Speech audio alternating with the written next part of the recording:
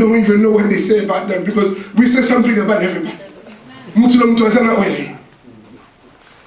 What about we spin that around? When you're fighting with the Nigerians who are very overt, you send them Baloba. You want to talk money? You send them a Congo. What about that?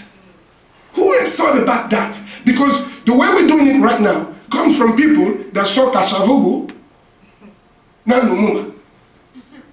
Réputation de ce bouillon qui est la tribu, et où tu vas tout nibaler.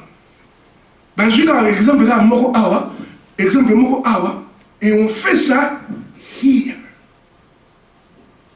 Think about how backward that is. In a country that has African Americans, people from Puerto Rico, people from Venezuela, people from all across the world.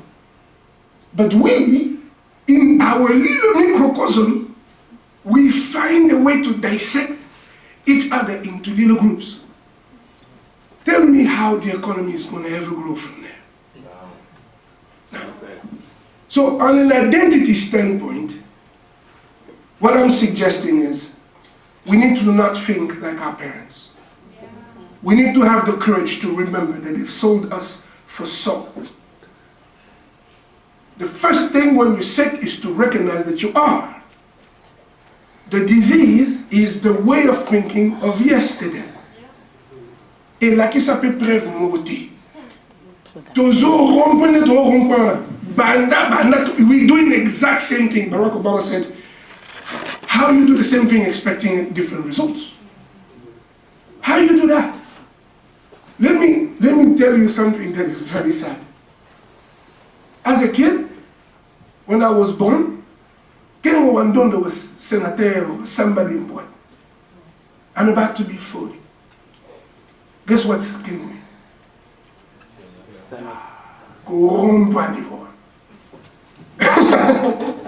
Corrompre niveau. So whatever it is that you do, your entire generation didn't produce someone, one individual, that could replace Kengo. That's what they're telling you. Millions and millions of Congolese from left and right, not one could replace Kengo. Not one. You tell me, how many of you in here are very capable of going into a career of politics? A lot, I'm sure. But instead, you have to sit on the sideline, being a spectator. That's what you are. That's what we are. Spectators. Spectators to a story that is being robbed from us. Okay. So we played the blame game enough, and we know who the problem is. So what do we do now? Where do we go from here? Okay. We are at a very unique time in history. A very important time in history. I'm sure everybody heard what's happening in Paris. Right? How Paris is Gilets jaunes. And that is no accident. I'm not suggesting it's a conspiracy at all. I'm saying it's a natural anthropological progression. When the West goes to Africa to colonize, they think of the world as being separate. They can go to Africa, take the stuff from Africa, go to Europe, and nothing will come following them. But God is good. Because the deal that we got then was that we will turn into the pit. We will turn into the mine. Right? We turn into the mine, we don't say anything. They put Uncle Tom in front. He beats us up, he keeps us in line, they get the mineral, and then we stay home.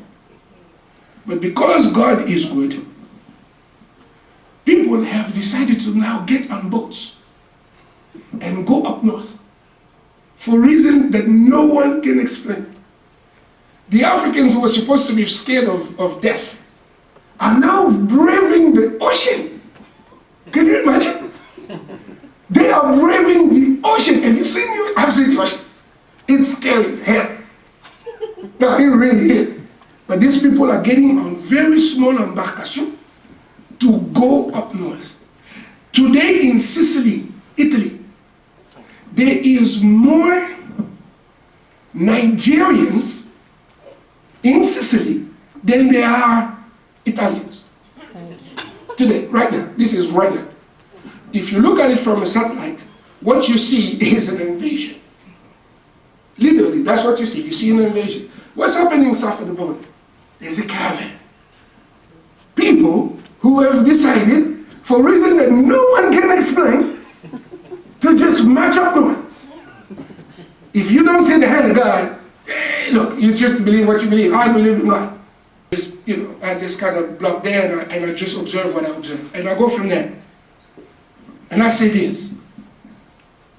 We need a new deal. Africa wants a new deal. And now we have the power.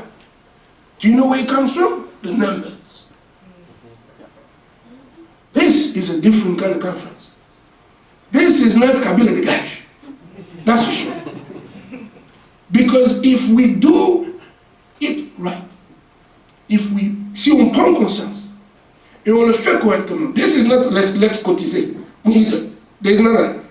It doesn't work. I will not propose something that we've tried and didn't work.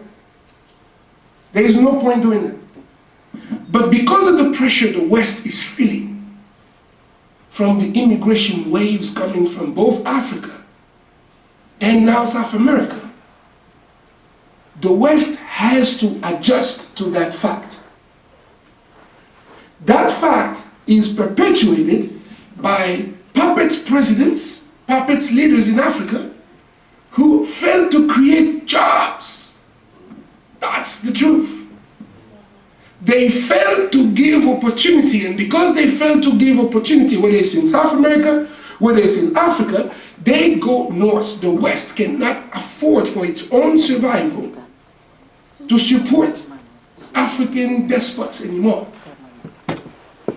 L'Ouest ne peut pas continuer à supporter des présidents comme les Mobutu, les Dos Santos, pendant que les gens sont en train de monter au nord. Son travail, c'était de garder là. D'ailleurs, il faut comprendre. Son travail, le président africain, le gouverneur de province, ce sont les gouverneurs de province de Rome. Hein, ce sont les petits gouverneurs, là, on les met là, tu tapes sur les gens. D'ailleurs, plus tu tapes, mieux c'est. N'est-ce pas? Le problème, c'est qu'ils ne parviennent pas à les garder. Et qu'est-ce que ça fait? Ça commence à tear up the social security system of Europe. And now Europe cannot pay for its welfare anymore. The whole system is in danger. The pressure, the weight of the immigrants is so heavy that the West is feeling it at every level. For the first time, us and the Republican Party are in the same team. For the first time, us and the Republican Party are saying the same thing. They're saying stay home. We say, yes, we want to stay home. Get this guy out. We stay home. Our interests align even economically. Where do you individually come in this big picture? You come in as an economic engine. About 3 days ago, someone calls me from Venezuela. I do business and we're going to get to the business. Somebody from Venezuela calls and they're trying to speak to the vice president of the country. Why do they think I know? Because they assume that Madame, because she's in politics, I have the number. The truth is, nor her or I had the number to the vice president or a connection, no anything like that. She has connections, but it's more Democrat. Right now, they besoin pouvoir. So, it doesn't matter. But within 3 days, I had to figure out how to meet the vice president. I'm leading you somewhere. I called a brother called Alain Ribariba. It's not my brother. He's not from my tribe. He's not somebody I know. He's a Congolese. Alain Ribariba of Dallas. And I wish he's going to see this. He knows that I'm talking about him around them. Alain Ribariba happens to go to church with Mike Pence's wife. Why am I telling you that? Do you know how many of you know somebody? It doesn't have to be very important. It doesn't have to be president of anything. Your neighbor. You know your neighbor. By knowing your direct neighbor, you are smarter than Lumumba. Let that one sit in. By knowing your direct neighbor, wherever you live, the neighbor, for long that he's an American, you are smarter, better integrated, better informed, better equipped than Lumumba ever was. But the people who are ruling Africa in general, ce sont tous des colonisés. They're still at the level where if you sit with them, somebody comes and that person is Caucasian, they're going to laugh. They're going to smile at the very least. At the very least, they're colonized in the mind. They still see themselves as nothing. So when you have a leader whose job is to kill you and to keep you in Africa, right? And in his mind he is beneath something, and here you are in the West, learning the ways of the West, speaking the language of the West, understanding the economic system of the West. Here you are, responding and being subject to the power of people who otherwise don't represent anything. Because the West cannot continue in this way, Africa has a unique opportunity to stand. That opportunity is not political. That opportunity is not just rhetoric. That opportunity is economic. Now, let's get to the nitty-gritty.